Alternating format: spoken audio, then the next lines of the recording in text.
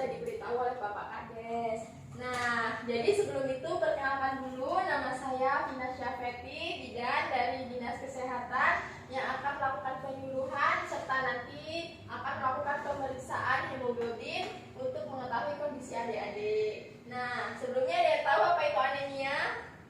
Kurang darah, Bu. Betul, udah ada yang tahu nih, alhamdulillah. Penyakit. Nah, iya penyakit, betul deh. Nah, jadi di sini nanti kita akan membahas mengenai apa itu anemia, dampak anemia, bahaya, lalu ciri-ciri orang yang terkena anemia serta cara pencegahannya.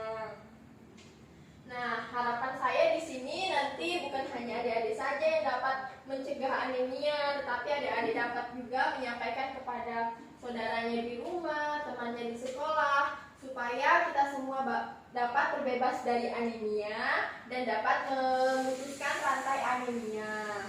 Karena angka anemia ini masih sangat tinggi di Indonesia. Maka dari itu, mari kita berantas anemia supaya menjadi remaja yang sehat.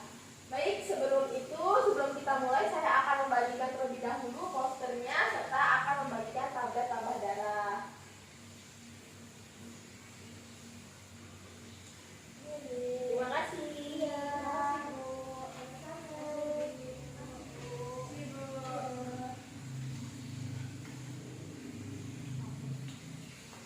Ini untuk tablet tambah darahnya ya, Dek. Nanti bisa diminum sesudah makan. Ini minumnya berapa kali, Bu? 1 minggu sekali, berarti ya, dijelaskan lebih lanjut. Nah, baik, kita mulai ya adik-adik. Bisa kita lihat posternya di sini ada pengertian apa itu anemia. Tadi sudah ada yang bilang anemia adalah kekurangan darah, betul. Nah, jadi lebih tepatnya anemia merupakan penyakit atau kondisi di mana tubuh kita mengalami kekurangan sel darah merah yang sehat atau ketika sel darah merah tidak berfungsi dengan baik, sehingga menyebabkan organ tubuh tidak mendapatkan cukup oksigen. Lalu membuat penderita anemia ini mengalami kulit pucat, lemas, letih, lesu, loyo, lunglai, serta mudah kelelahan seperti tadi. Nah, seorang remaja putri dapat dikatakan terkena anemia apabila kadar Hb-nya yaitu kurang dari 12 gram desiliter. Nah, yang perlu adik-adik ketahui di sini yaitu remaja putri itu lebih berisiko tinggi untuk terkena anemia. Hal itu dikarenakan apa? Dikarenakan remaja putri seperti adik-adik ini kan mengalami menstruasi ya setiap bulannya, betul? Betul. Nah, dari itu maka lebih cenderung berisiko tinggi terkena anemia. Selain itu juga dari gizi yang tidak seimbang, seperti misalnya adik-adik suka mengkonsumsi seblak. Siapa di sini nggak suka seblak? Nggak ada kan? Pasti suka seblak semua, betul? Betul. Nah, dari itu membuat gizi tidak seimbang. Nah, menurut riset Dinas Kesehatan yaitu pada tahun 2018 anemia pada remaja ini sebesar 32%, yang artinya 3-4 remaja di Indonesia ini biasanya mengalami anemia yang dipengaruhi oleh asupan gizi yang tidak seimbang. Nah, di sini ada dampaknya. Yang pertama yaitu penurunan imunitas. Ada yang tahu imunitas itu apa? Nah, betul. Pinter adiknya ya. Jadi penurunan imunitas yaitu penurunan kekebalan tubuh yang dimana tubuh kita tidak maksimal untuk mencegah penyakit yang akan datang seperti virus-virus seperti itu, lebih cenderung rentan terkena risiko penyakit. Yang kedua ada gangguan konsentrasi. Nah, orang yang terkena anemia itu kan sering mudah lelah, jadi sering terpapak hanya kepada dirinya sendiri. Aduh, aku capek banget nih, seperti itu kan. Nah, jadi membuat sering kehilangan konsentrasi, lalu tidak fokus terhadap hal-hal di sekitar. Jadi masa mau Kak cantik-cantik dikatain kok anak ini lola banget sih, kan gak mau tuh, pasti kan. Nah, jadi maka dari itu hindari anemia supaya tetap konsentrasi menghadapi lingkungan, lalu saat sekolah. Lalu mengganggu prestasi belajar dikarenakan gangguan konsentrasi tersebut pada saat mengalami anemia, maka adik-adik dapat terkena penurunan tingkat prestasi karena kurang konsentrasi saat belajar, lalu les dan lain sebagainya. Yang keempat ada mengganggu kebugaran dan produktivitas. Itu karena apa? Karena orang yang terkena anemia ini mudah lelah, lemah, letih, lesu, loyo, lalu kulitnya cenderung lebih pucat. Maka dari itu orang-orang yang terkena anemia ya adik-adik cenderung kulitnya tidak se-fresh orang-orang yang tidak terkena anemia. Jadi untuk tingkat kebugarannya itu bisa kita lihat kenapa sih orang itu pucat banget seperti itu. Tapi beda ya pucat yang putih sama pucat yang terkena anemia. Pucatnya itu cenderung yang pucat sekali. Mungkin ada yang pernah nonton film yang kalau ada orang sakit itu pucatnya seperti apa? Nah hampir seperti itulah ya. Lalu untuk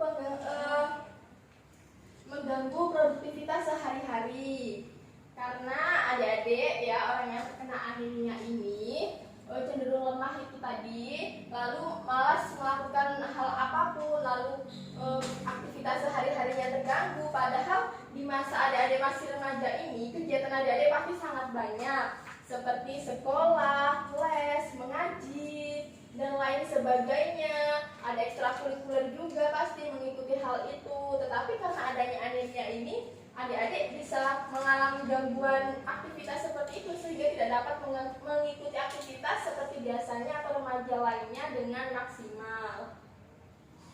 Lalu ada juga mengganggu atau memperbesar resiko kematian saat melahirkan. Itu karena apa? Karena biasanya ibu yang hamil ini adik-adik ya cenderung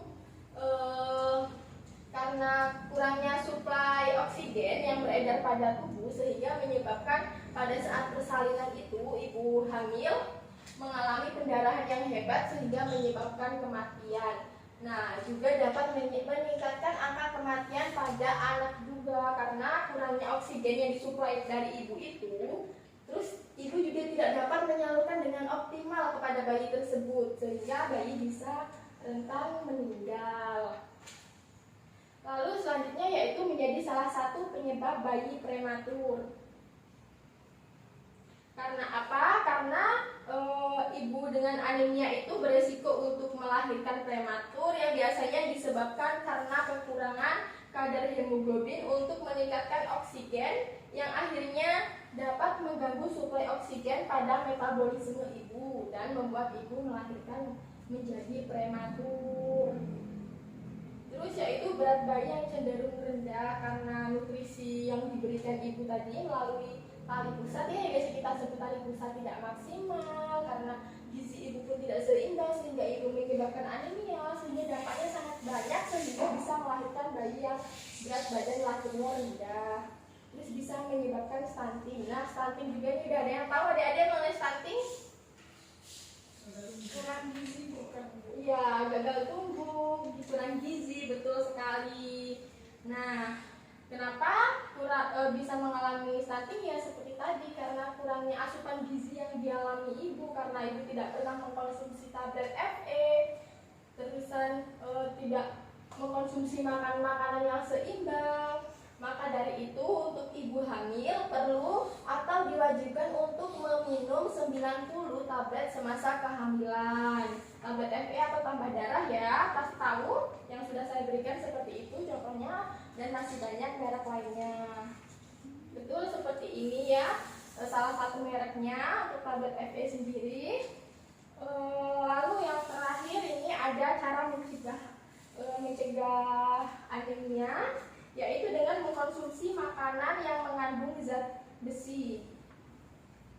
Untuk makanan yang mengandung zat besi ini seperti hati, lalu jeroan, ikan, kerang, bayam, brokoli, coklat hitam, kacang-kacangan, dan daging merah. Ada yang tahu fungsi dari zat besi ini apa? Ada yang tahu tidak? Nggak tahu. Belum tahu Ibu. Baik, jadi untuk fungsi utama dari zat besi yaitu membentuk hemoglobin pada tubuh yang artinya menambah atau meningkatkan sel darah merah dalam tubuh yang dapat mengurangi rasa kelelahan. Bahkan pada seseorang yang tidak mengalami anemia pun, kekurangan zat besi dapat menurunkan tingkat energi dan menyebabkan kelelahan. Apalagi orang yang mengalami anemia itu pasti lebih lemah banget rasanya, adik-adik. Nah, seperti itu. Lalu ada lagi yang mengkonsumsi makanan yang kaya akan vitamin. Makanan yang kaya akan vitamin C. Nah, ada yang tahu buah apa aja yang mengandung vitamin C? Jambu. Ada lagi Yang asam-asam. ya bagus, yaitu ada jeruk, jambu, pisang, mangga, nanas, stroberi, lemon. Nah, apa sih fungsi dari vitamin C itu? Apa? Ayo, fungsi dari vitamin C. Tahu Bu? Fungsi vitamin C ini adalah dalam tubuh ini melakukan fungsi yaitu pembentukan protein yang digunakan untuk membuat kulit menjadi lebih tidak pucat. Maka dari itu, karena kekurangan vitamin C dalam tubuh, orang yang terkena anemia mengalami kulit yang lebih pucat daripada orang-orang yang tidak terkena anemia. Nah, lalu di sini ada juga mengkonsumsi suplemen penambah darah. Nah, suplemen yang penambah darah itu adalah obat yang saya berikan tadi, bisa adik-adik konsumsi. Seminggu sekali itu wajib loh bagi remaja putri untuk mencegah adanya anemia. Nah, cara meminum suplemen penambah darah itu adik-adik bisa minum saat ingin tidur, diminum sesudah makan menggunakan air putih. Dilarang meminum menggunakan minuman yang dapat menghambat proses dari merebutnya obat dalam tubuh kita seperti kopi, teh, dan lain sebagainya. Nah, apa sih fungsi dari suplemen penambah darah itu? Yaitu karena akibatnya suplemen penambah darah, yaitu kan suplemen zat besi ya, itu merupakan asupan tambahan yang berisi mineral berupa besi, yaitu kandungan gizi ini penting untuk membentuk hemoglobin di dalam darah, yaitu protein yang membawa oksigen di dalam sel darah merah. Bila produksi hemoglobin ini mencukupi, tubuh dapat mengedarkan oksigen di dalam tubuh itu secara lebih optimal. Nah, yang terakhir ini cara pencegahannya yaitu konsultasi ke tenaga kesehatan.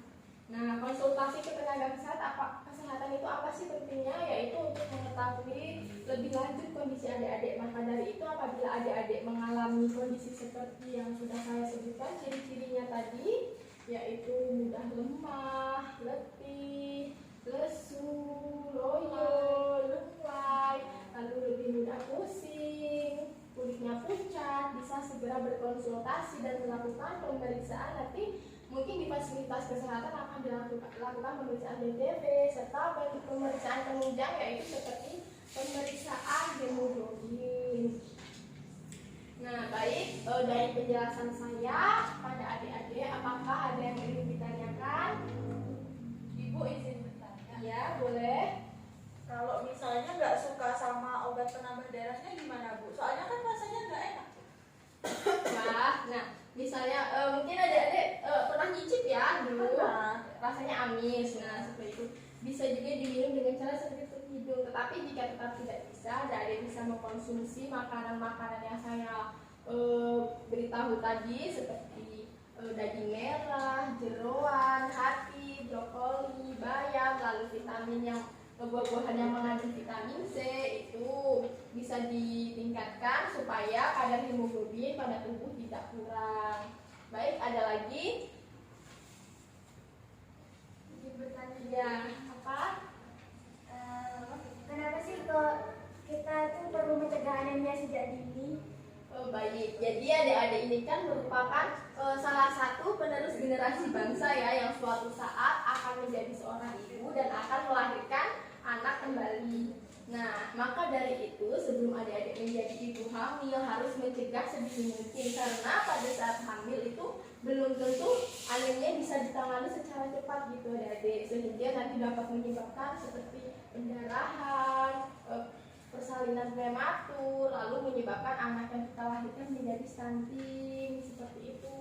Udah jelas ada Dek? Sudah Ibu, terima kasih. Ada lagi? Ya Dek, bisa langsung ditanyakan. Saya pernah dengar Ibu kalau meminum tablet tambah darah itu bisa menggunakan minuman yang kaya dengan akan vitamin C. Apakah benar itu? Iya benar lah Dek, karena kan suplemen penambah darah tadi kan juga berfungsi untuk meningkatkan atau mengoptimalkan oksigen supaya beredar pada tubuh. Sedangkan vitamin C sendiri juga sangat bagus untuk mencegah anemia karena bisa membantu pembentukan protein dalam tubuh, membantu kulit menjadi lebih tidak pucat seperti itu. Apakah jelas ada Dek? Ada lagi yang ingin ditanyakan? Sudah Ibu. Ya, baik. Selanjutnya gantian saya yang bertanya ya tentang penjelasan saya tadi tentang apa itu anemia. Coba anemia itu apa? Ya, bisa langsung. Anemia merupakan penyakit dan kondisi ketika tubuh mengalami kekurangan sel darah merah yang sehat atau ketika sel darah merah tidak berfungsi dengan baik. Betul, alhamdulillah sudah menangkap dari penjelasan yang saya berikan. Lalu untuk dampak sendiri, dampak dari anemia ini apa saja?